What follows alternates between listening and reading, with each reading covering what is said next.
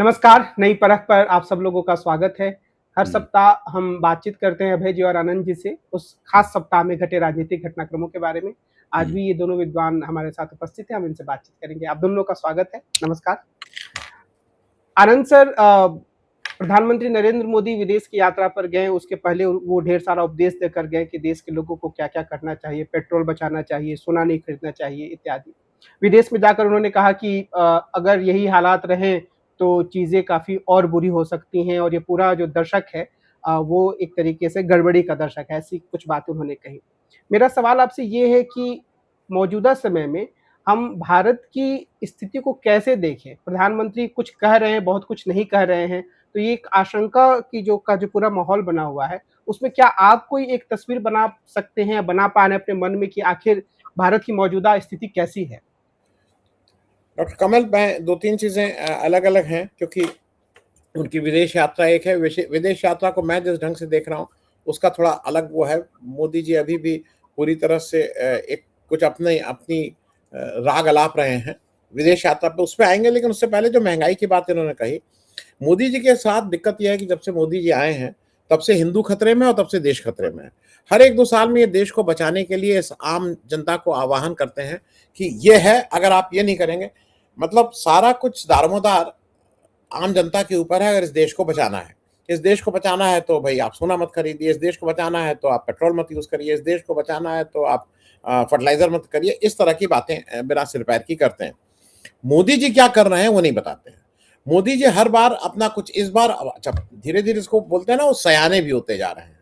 उन्होंने, शायद उनको लगता है कि नोटबंदी के समय जो उन्होंने कहा था कि 50 दिन में किसी चौराहे पे, उसका तत्व ये था किसी चौराहे पे मैं अगर नहीं कर पाया तो करूँगा।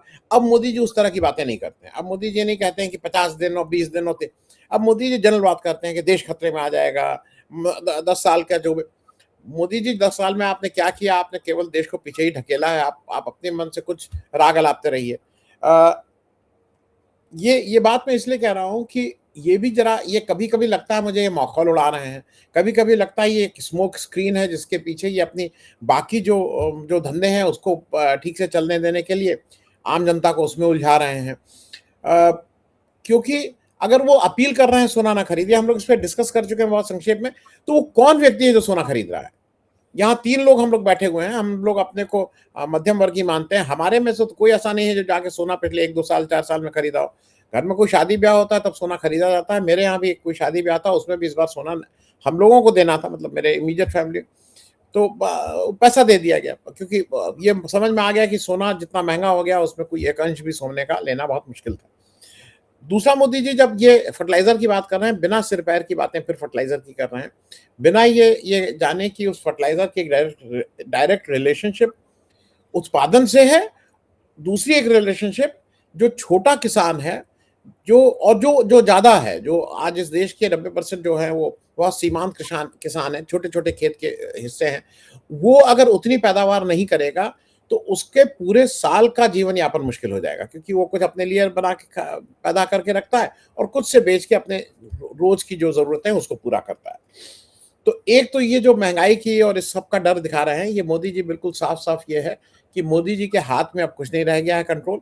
मोदी जी सारा दारोमदार हमारे और आपके ऊपर ठेल देना चाह रहे हैं, और फिर जैसे वो कहते हैं कि अभी के लिए नेहरू ज़िम्मेदार है, तो इसके लिए वो बताएँगे कि हम लोगों ने, चूँकि सोना हम खरीदते रह गए, जो सोना उनके मित्र लोग खरीद रहे हैं। सोना वो लोग खरीद रहे हैं जिनके लिए 16 लाख करोड़ रुपए का उन्होंने उनका कर्जा माफ़ किया था। सोना वो लोग खरीद रहे हैं जो एचएनआई हैं, जिसकी रिपोर्ट ये कह रही है कि पिछले वर्ष जो एचएनआई हैं देश के, हाई नेटवर्थ इंडिविजुअल्स जो हैं, उन्होंने विदेश में इमूवेबल और मूवेबल प्रॉपर्टीज खरीदी हैं। उन्होंने पैसा विदेश में निवेश किया है, यहाँ पे नहीं लगाया है। तो मोदी जी किसको क्या कहना चाह रहे हैं, नहीं समझ में आ रहा है। दूसरी बात जो आपने, मैं थोड़ा विदेश यात्रा की बात इसलिए कर लूं क्योंकि उसको उस नजर से भी देख लीजिए। मोदी जी क्या हुआ, अमेरिका गया चीन, वहां पे उसको टका सा जवाब मिल गया। उसका ना ईरान पे चीन ने एक सुनी, ना उनके ट्रेड टैरिफ पे एक सुनी, उल्टा ये समझा दिया कि तुम कितनी, मतलब तुम अब डिक्लाइनिंग इकोनॉमी ही नहीं हो। ताइवान पे अगर तुमने कुछ बोलने की हिम्मत की तो ये जरा अपने को रिस्ट्रिक्ट रखना, हिम्मत मत करना ये सब करने की। वहां से अपनी मुंह की खा खा के आ गए। लेकिन एक चीज जानना जरूरी है कि मोदी जी ये दौड़े दौड़े यूएई क्यों गए हैं, और यूएई में अगर जो फोटो आई है, लग रहा है बिछड़े हुए जो दो लोग मतलब बहुत परेशानी में थे, गले मिलके एक दूसरे से क्या क्या अपने मन की बात कह रहे हैं। यूएई वो देश है जिसका यूएई की जो 7 एमिरेट्स हैं उसमें अबू धाबी का जो जो राजा होता है वो वहां का प्रेसिडेंट होता है, जो दुबई का जो राजा होता है वो वहां का प्राइम मिनिस्टर होता है।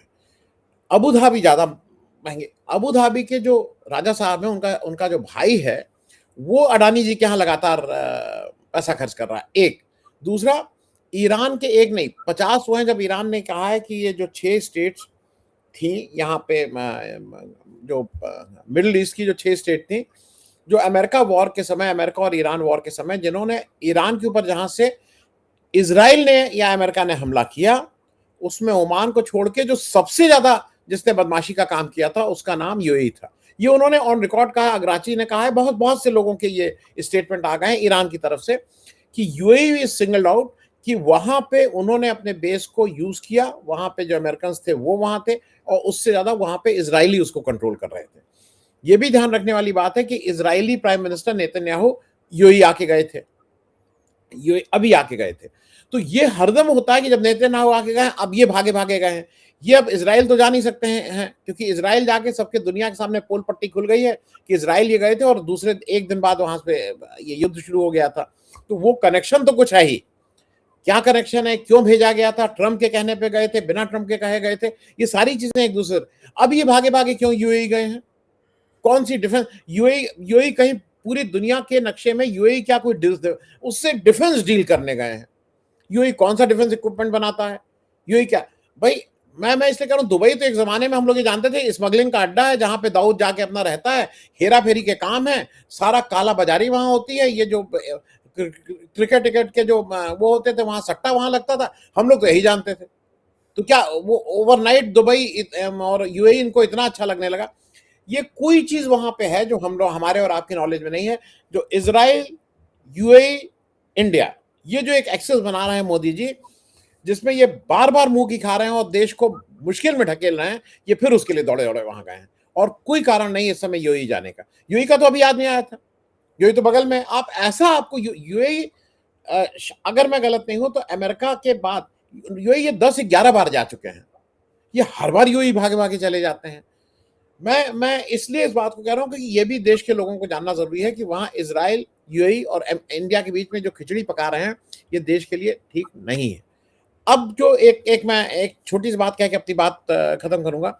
मोदी जी को अभी भी अगर देश की आर्थिक व्यवस्था खराब होने वाली हो तो प्लीज लोगों को विश्वास में लीजिए, अपोजिशन को विश्वास में लीजिए। एक इसके लिए विशेष सत्र अगर आप 2 दिन का बाकी चीजों के लिए बुला सकते हैं, इसके लिए विशेष सत्र बुलाइए, बात करिए, कहिए कि यहाँ पे परेशानी है, उस पर दूसरे की सुनिए, अपनी सुनाइए, कुछ उनसे पूछिए कैसे किया जाए, तब ये होगा। लेकिन एक तरफा थोड़ी कि हमने अपने मन की बात कह दी, अब तुम जानो तुम्हारा काम जाने। ये जो मोदी जी का है, मेरे ख्याल में अब धीरे धीरे लोग ये समझने लगे हैं और शायद मोदी जी के लिए अब आने वाले दिन और मुश्किल ही वाले होंगे, मोदी जी के लिए भी, बीजेपी के लिए भी। डॉक्टर साहब, अब सर, नरेंद्र मोदी जी की विदेश यात्राओं के बारे में और बहुत कुछ अभी घटनाएं भी घटी हैं अडानी को लेकर अमेरिका में। उस संदर्भ में एक पैरेलल स्टोरी चलती रहती है कि बहुत कुछ जो नरेंद्र मोदी कर रहे हैं वो गौतम अडानी को बचाने के लिए, उनके इकोनॉमिक इंटरेस्ट को सिक्योर करने के लिए कर रहे हैं या फिर कुछ अंबानी को खुश करने के लिए कर रहे हैं। इस तरह की हाल में जो घटनाएं घटी हैं उसके संदर्भ में मैं सवाल करना चाहूंगा कि क्या हमें इसे बहुत ही विश्वास के साथ देखना चाहिए या कुछ पर्दे के पीछे चलने वाली चीजें जिस पर हम कयासबाजी करते हैं, कुछ लोग भरोसा कर सकते हैं, कुछ लोग कहें कि नहीं प्रधानमंत्री ऐसा थोड़ी ना करेंगे, वो तो देश के लिए ईमानदारी से काम करने वाले एक सेवक हैं। हमें किस रूप में इसे देखना चाहिए? देखिए, मोदी जी के कार्यकाल की कुछ बातें गोपनीय किस्म की हैं। उसका एक पहलू, एक क्षेत्र पूरी तरीके से सीक्रेट है और वो एक ऐसा सीक्रेट क्षेत्र है जो कि लोग उसके बारे में जानते भी हैं, लेकिन चूंकि वो सीक्रेट है इसलिए केवल कयास की शक्ल में वो हमारे सामने आता है। और वो है मोदी जी का और अडानी जी का संबंध। उसमें एक बहुत, उसके बारे में तरह तरह के, एक उसकी व्याख्या वो है जो अरविंद केजरीवाल ने दिल्ली विधानसभा में भाषण देते हुए की थी। हम लोगों को सब उसके बारे में कहा है, पता है। उसमें उनका मानना था कि जो अडानी जी हैं ये तो केवल मोदी जी की मुनीम है, असली तो माल इनका है। मतलब पूरी बात उन्होंने ये कही थी। एक पहलू ये है कि अदानी जी जो हैं वो राष्ट्रीय स्वयंसेवक संघ के खजांची हैं। वही बात है, उसको दूसरे तरीके से बाहर जो कहा है, उन्होंने रिकॉर्ड पर दर्ज कर दिया अरविंद केजरीवाल ने कहकर कि वो उनके खजांची हैं। सारा जो माल है वो संघ का और इन लोगों का माल है, और इसीलिए संघ में और मोदी जी में ये आग्रह बहुत रहता है कि किसी भी तरीके से इनका अदानी जी का हित कोई गड़बड़ ना होने पाए। उनका हित गड़बड़ हुआ, वो अगर संकट में फंसे तो इनका पूरी परियोजना जो है इस तरह से काम करने की, ये पूरी परियोजना खतरे में पड़ जाएगी। वो केंद्रीय व्यक्ति हैं, मतलब एक तरह से अदानी जी इन सब कामों की। दूसरी बात ये कही जाती है, अच्छा तीसरी बात ये कही जाती है कि मोदी जी अपने जो दोस्त होते हैं उनकी मदद हमेशा करते हैं, कभी भूलते नहीं है। चूंकि अदानी ने किसी जमाने में नरेंद्र मोदी की मुश्किलों में बहुत मदद की थी, यहाँ तक कि जब फिक्की के और एसोचैम के सम्मेलनों में 2002 की मुसलमान विरोधी हिंसा पर मोदी के खिलाफ प्रस्ताव पास होने वाला था, तो अदानी उसमें खड़े हुए और उन्होंने वहीं उसका विरोध किया और उस प्रस्ताव को उन्होंने पास नहीं होने दिया। तो ये इस प्रकार की कई बातें की जाती हैं कि सारी बातों में एक बात समान है कि नरेंद्र मोदी और अदानी के बीच में एक संबंध है जो कि सत्ताधारी और पूंजीपति के बीच में होने वाले संबंध से कुछ अलग तरह का संबंध है। जैसे कि डोनाल्ड ट्रंप अभी चीन गए तो वो अपने साथ अमेरिका के जो बड़े कारपोरेट जार थे उन सबके प्रतिनिधि मंडल भी ले गए। वहां जाके उन्होंने कई की डील कराई, एनवीडिया की डील कराई, कई डीलें भी कराई उन्होंने चीनियों के साथ में, और घोषित किया उनको जाकर। तो ये हमें पसंद हो या ना पसंद हो, हम कह रहे हैं कि जो सत्ता है, लोकतांत्रिक सत्ता है, वो कारपोरेट शक्तियों की गुलाम दिखती है यहाँ पर, या कारपोरेट शक्तियों के साथ गठजोड़ में दिखाई पड़ती है। लेकिन जो कुछ हो रहा है वो खुले में हो रहा है। उसमें ऐसा कुछ नहीं है कि डोनाल्ड ट्रंप किसी के लिए गुप्त रूप से कुछ कर रहे हैं और किसी के लिए नहीं कर रहे हैं, ये नहीं है। भारत में भी अगर रिलायंस के, टाटा के, बिरला के, एयरटेल के और अदानी जी के प्रतिनिधि मंडल मोदी के साथ जाते हैं विदेश यात्राएं करने और मोदी जी उनके सौदे कराने में मदद करते हैं, तो ये एक अमेरिकी पैटर्न की जो राजनीति है उसी को दोहराते हुए नजर आएंगे। लेकिन मोदी जी ऐसा नहीं करते।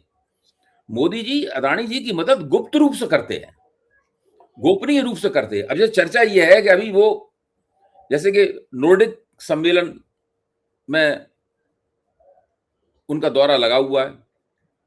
अच्छा, ओस्लो में हो रहा है सम्मेलन। ये मुझे कल ही एक विशेषज्ञ ने बताया कि ओस्लो में एक बहुत दुनिया का सबसे बड़ा विशाल पेंशन फंड है, मतलब जो कि बिलियंस ऑफ जो अरबों डॉलर उसके अंदर, खरबों डॉलर का एक पेंशन फंड है, और वो दुनिया में तमाम बड़े बड़े प्रोजेक्ट में और पूंजीपतियों के साथ में वो निवेश करता है।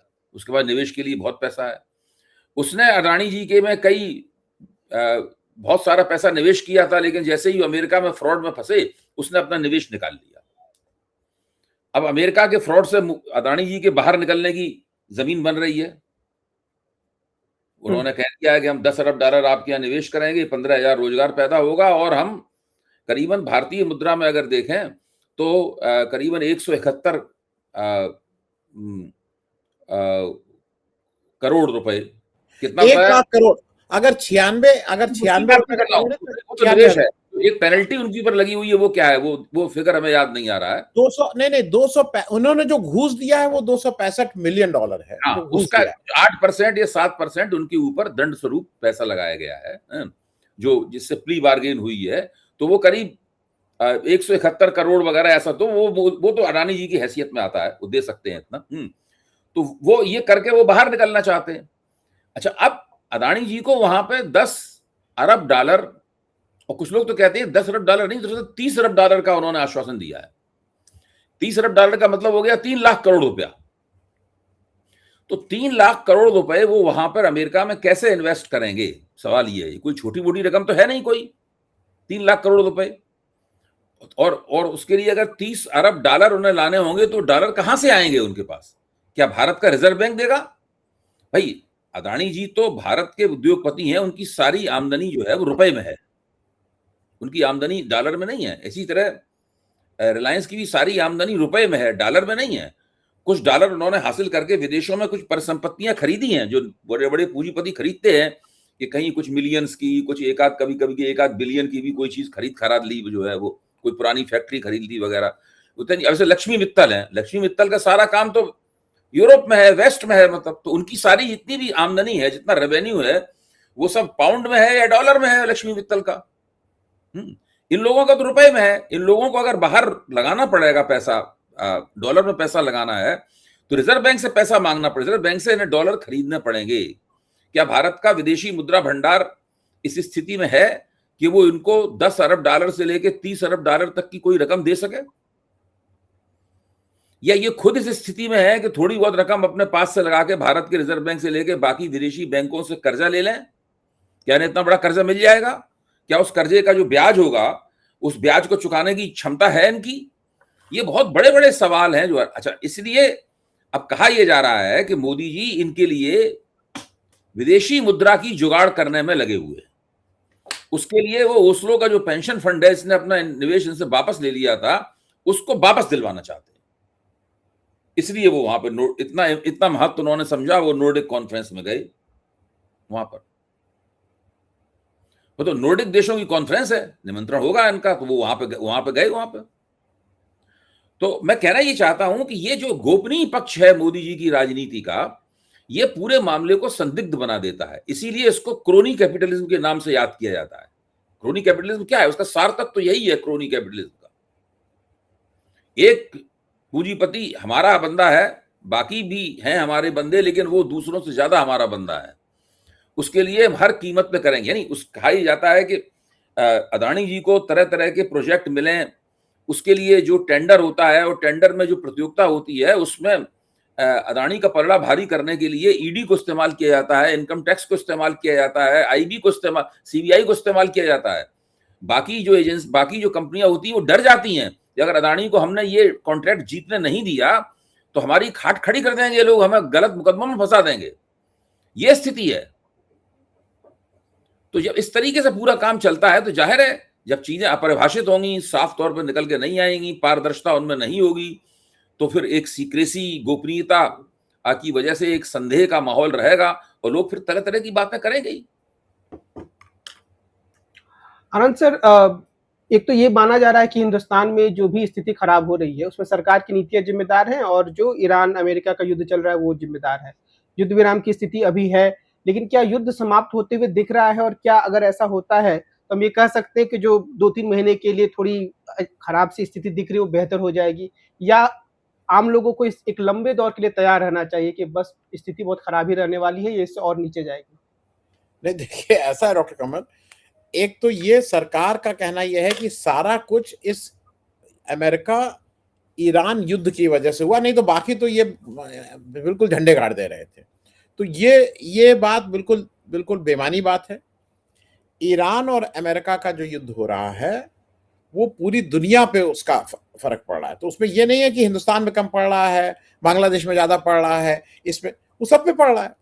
भाई आज अगर चीन है तो चीन तो ज्यादा डिपेंडेंट है, 90% उसका जो क्रूड है वो आता है बाहर से।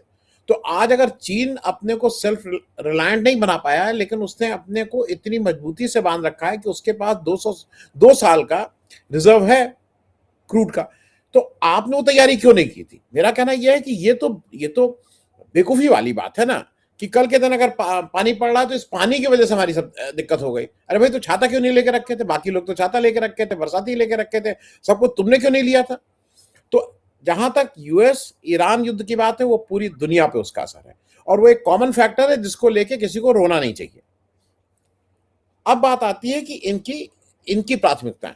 आप कोई प्राथमिकता ले लीजिए ना, कल वो फिगर्स आ गई हैं, कुछ 1,40,000, अब वो मैं उसका यूनिट भूल रहा हूं, लेकिन 1,40,000 यूनिट है कि वो जो तेल क्रूड आया है, जो हिंदुस्तान ने क्रूड आया है और फिर एक्सपोर्ट किया है, उसको जो आया हो, जो एक्सपोर्ट किया है, उसमें 50,000 तो प्राइवेट कंपनीज ने एक्सपोर्ट कर दिया, बाकी आपने यूज किया। 1,40,000 आया, आपने उसमें से 80,000 यूज किया, 50,000 आपने एक्सपोर्ट करवा दिया। जब आपकी इतनी स्थिति हालत खराब है तो आपने ये क्यों एक्सपोर्ट करवाया?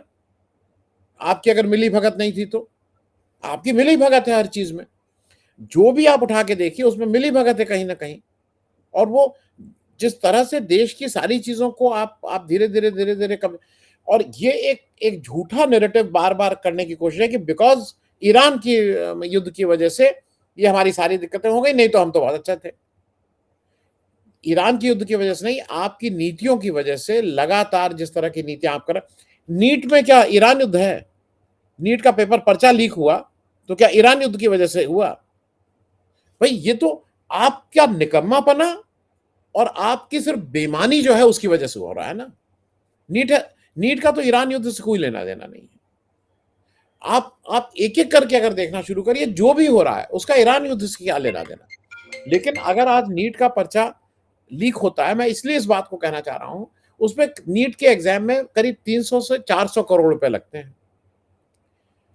उस 300 से 400 करोड़ रुपए का ये डायरेक्ट जो पैसा एनटीए लगा रहा है।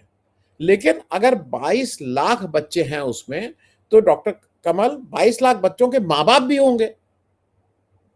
ये तो सिर्फ होगा नहीं कि केवल बाप होगा, केवल मां होगी, तो 66 लाख लोग तो डायरेक्टली इन्वॉल्व हैं उसमें।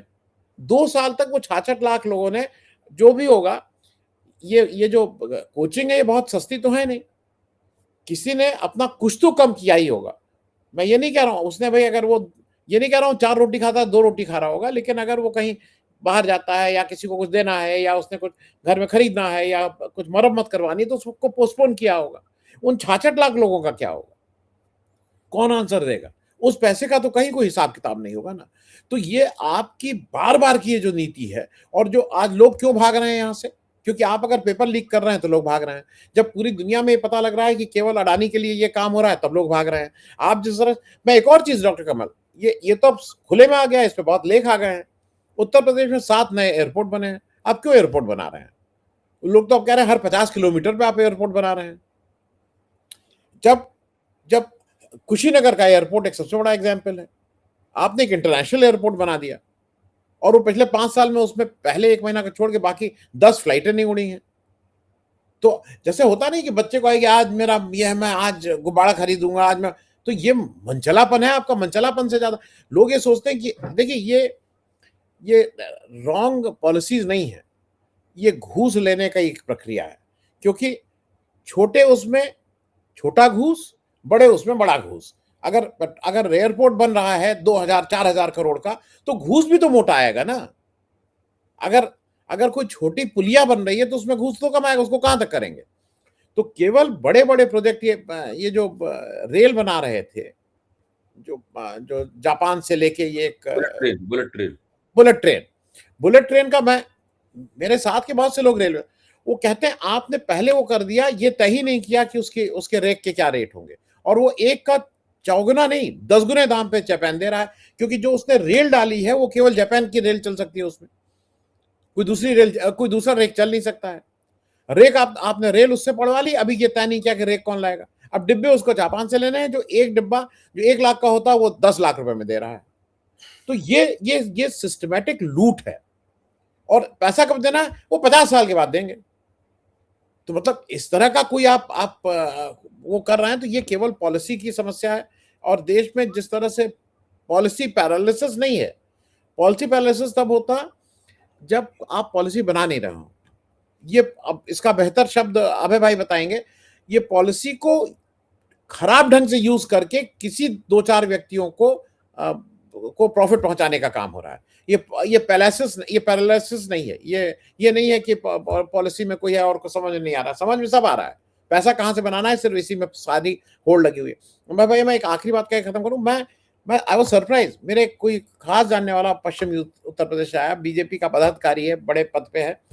वो कहने लगा कि अरे सर, एक हमारे जिले में, अब कह लें किसी भी जिले में, घूस का रेट अब 60% है, 60%। कोई भी काम का, विद्यालय हो, मिड डे मील हो, वो 60% घूस है भाई।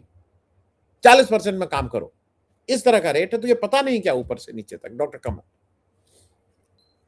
अबे सर, इन सब स्थितियों के बीच में हमारे जो चीफ जस्टिस सूर्यकांत जी हैं, उन्होंने एक ऑब्जर्वेशन दिया कि जिन लोगों को जॉब नहीं मिल पाता है, वो लोग कॉकरोच की तरह होते हैं, परजीवी होते हैं और अलग-अलग तरह की समस्याएं सिस्टम में पैदा करते हैं।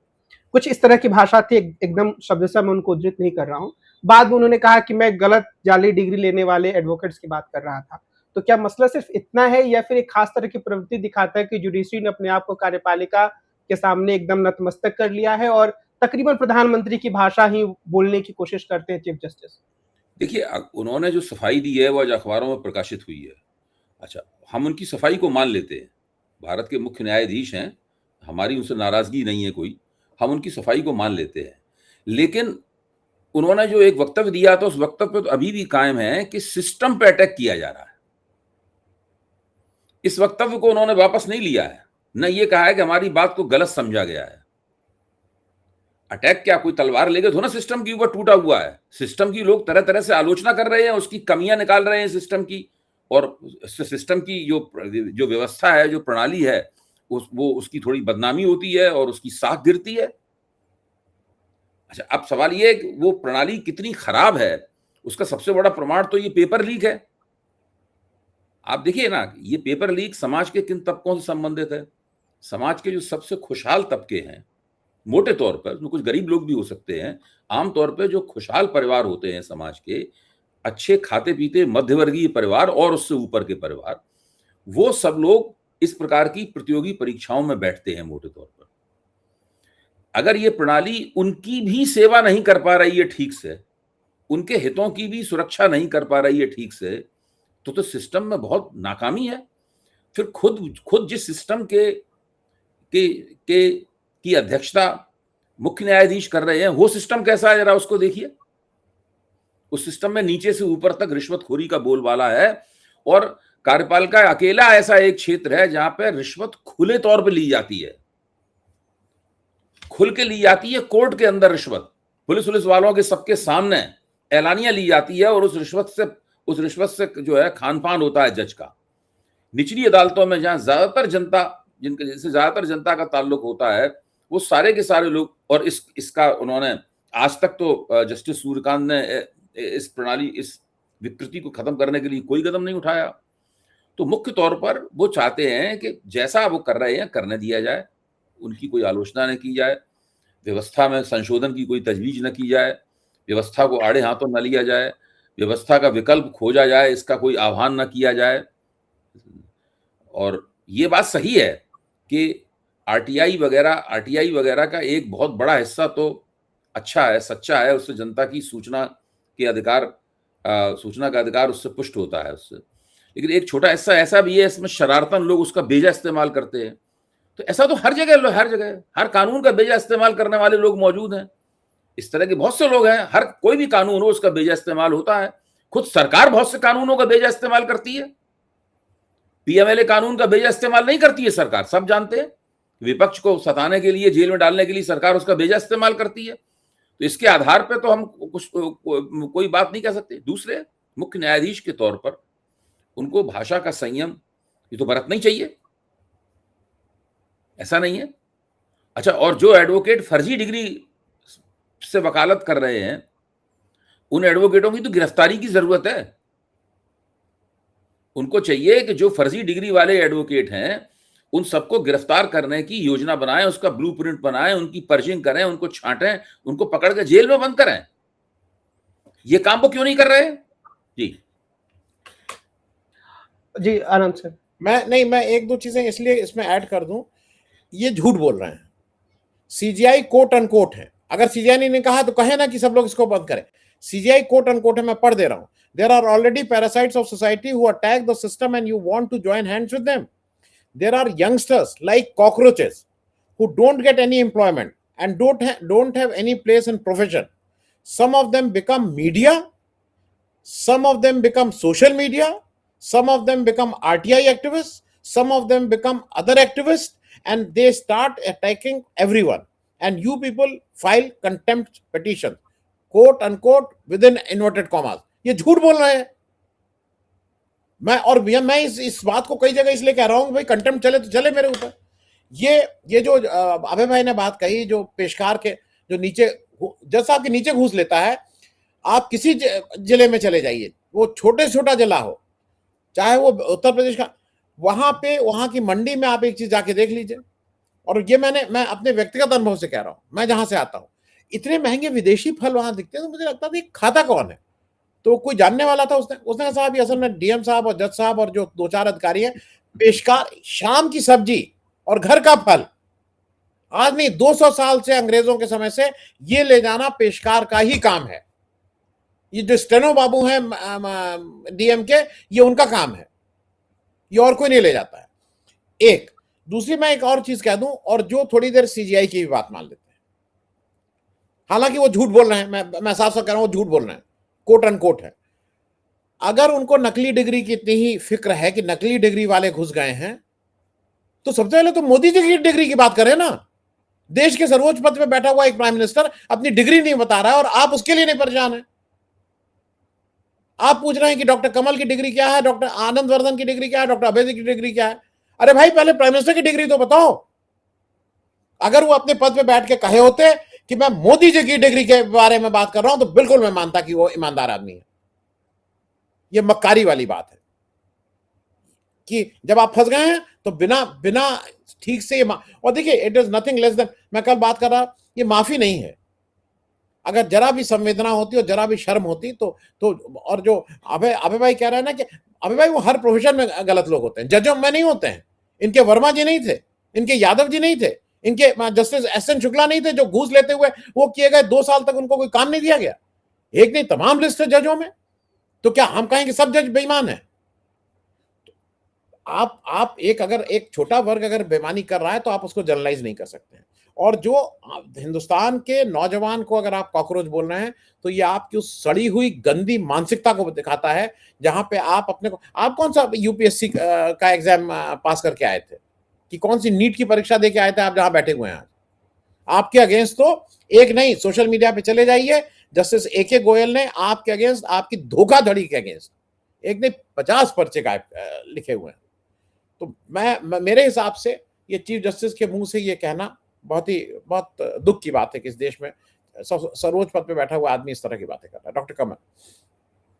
अभी सर, आखिर में मैं आपसे एक टिप्पणी लेना चाह रहा था। राहुल गांधी के नेतृत्व में, कह सकते हैं खड़गे साहब के नेतृत्व में, कांग्रेस ने फैसला किया 10 दिनों के बाद कि वीडी सतीशन केरल के मुख्यमंत्री होंगे। तो मैं देख रहा था कि 2 तरह की टिप्पणियां उस पर आ रही हैं। कुछ लोग कह रहे हैं कि ये राहुल गांधी के कमजोर होने का प्रमाण है, प्रियंका गांधी के हस्तक्षेप से सतीशन मुख्यमंत्री बन गए। कुछ लोग ये कह रहे हैं कि राहुल गांधी की मैच्योरिटी को दिखाता है कि उन्होंने अपने करीबी व्यक्ति यानी कि केसी वेणुगोपाल की जगह सतीशन को वरीयता दी। आप इस घटनाक्रम को कैसे देखते हैं? मैं तो मानता हूं कि कांग्रेस को अपना घर बहुत कुछ दुरुस्त करने की आवश्यकता है। कांग्रेस आला कमान पार्टी को जिस तरह का नेतृत्व देना चाहिए उस तरह का नेतृत्व देने में अक्षम है। कांग्रेस आला कमान के पास एक जननेता किस्म का व्यक्ति है, इसका नाम है राहुल गांधी। वो मास लीडर किस्म के व्यक्ति हैं, वो जनता के बीच में जा सकते हैं, वो मेहनत कर सकते हैं, वो जद्दोजहद कर सकते हैं, वो प्रधानमंत्री के साथ टक्कर ले सकते हैं। ये करने वाला उनके पास एक व्यक्ति है जो उस पार्टी का, मैं मानता हूं कि बहुत बड़ा प्लस पॉइंट है, बहुत बड़ी संपत्ति है पार्टी के पास। इसके अलावा पार्टी में जो नेता हैं, वो नेता न तो प्रभावित करते हैं, न ही उनको देख के कोई आश्वासन मन में पैदा होता है, और न ही कोई उम्मीद जगती है। अब देखिए, ये बात बहुत पुरानी है। जब 2019 से पहले 3 राज्यों में उन्होंने चुनाव जीत लिए थे, मध्य प्रदेश, राजस्थान और छत्तीसगढ़ में, तो वहां मुख्यमंत्री बनाने पर पार्टी के अंदर कितना दंगा, कितनी गड़बड़ झाला हुआ। इतना गड़बड़ झाला हुआ कि उन तीनों मुख्यमंत्रियों का चयन आज तक कांग्रेस के भीतर का एक स्कैंडल है। उसके बारे में मैं और आनंद जी ऐसे लोग न जाने क्या क्या बोल चुके हैं। उस स्कैंडल में पता नहीं क्या क्या ऐसी गंदी बातें हैं, इसका मैं बयान नहीं कर सकता हूं। आप गलत बातें हैं, इसका बयान नहीं कर सकता हूं। आपने 3 चुनाव जीत लिए, 3 राज्यों के चुनाव जीत लिए, उसमें छत्तीसगढ़ में और मध्य प्रदेश में, और भारतीय जनता पार्टी को हरा दिया चुनाव। कितनी बड़ी उपलब्धि थी। उस बड़ी उपलब्धि को मुख्यमंत्री का चयन करने में कांग्रेस ने मटियामेट कर दिया। तो ये वो सोचिए उस पार्टी के बारे में, चुनाव जीतने के बाद इस तरह की हरकतें करती है, ऐसा लगता है कि चुनाव हार गई हो। कर्नाटक में भी चुनाव जीता इन्होंने, मशहूर चुनाव जीता, फेमस विक्ट्री। वहां भी आपने जिस तरीके से नेतृत्व का प्रश्न तय किया, वो आज तक वो भी हवा में लटका हुआ है। थोड़ा गंदगी नहीं फैली, क्योंकि वो दोनों आपस में लड़ते भी हैं और साथ में बैठ के नाश्ता भी कर लेते हैं, तो लेकिन बाकी वहां कमी तो वहां नहीं छोड़ी उन्होंने। वहां पे हिमाचल प्रदेश में भी आप उस समस्या को नहीं हल कर पाए, तो कहीं भी आप ऐसा कर ही नहीं पाते। ये एक तरह से रोग है, मतलब ये जो कांग्रेस का आला कमान है, ये दुरुस्त नहीं है। ये पार्टी का नेतृत्व करने की बजाय, आगे ले जाने की बजाय, पार्टी को अगर पीछे नहीं ले जा रहा है, तो उसको यथास्थिति में खींच रहा है। आनंद सर, आप इस संदर्भ में कुछ बात जोड़ना चाहेंगे? नहीं, मैं बिल्कुल इस बात से सहमत हूँ और देखिए ये तो कांग्रेस को ही करना होगा। वो कोई भी ऐसा राज्य नहीं है जहाँ पे खींचतान ना हो और खास करके ये सारी चीजें मेरे हिसाब से अगर आपको काफी कुछ मालूम था कि आप जीतने जा रहे हैं, कोई ऐसा तो था नहीं कि एकदम से अलल टप्पू, मतलब वो नहीं था और एकदम से आप जीत गए। इसके लिए आप पिछले 1-2 साल से तैयारी कर रहे थे, तो इस पे मंथन क्यों नहीं हो गया था? और मैं बैंगलोर की बस इतनी बात कह दूं, वो दोनों मैच्योर हैं, उनको ये पता है कि अगर हम लड़ेंगे तो हमारा नुकसान होगा। बाकी मैं ये नहीं कह रहा हूँ बाकी लोग इमेच्योर हैं, लेकिन बाकी लोग शायद उम्र का, वो दोनों लोग हालांकि अलग अलग उससे आते हैं, बैकग्राउंड से आते हैं, लेकिन डीके शिव कुमार और सीताराम मैया का ये जरूर कहना चाहिए कि वो हरदम मेच्योरिटी दिखाते हैं। पब्लिकली वो कोई ऐसा काम नहीं करते हैं, लेकिन बाकी सीनियर लोग और जगह भी हैं, चाहे वो मध्य प्रदेश की इन्होंने बात कही हो, कहीं की बात कही हो। एक जगह तो गोवा में हमारे गए थे, वो होटल में सो गए थे, सरकार बनवाने गए थे, होटल में सो गए, सरकार बीजेपी बना ले गया। अब लोग कहते हैं कि मालूम नहीं वो किसी के कहने से सोए थे कि अपने मन से सोए थे। कांग्रेस के पास इस तरह के बहुत से किस्से हैं कांग्रेस में।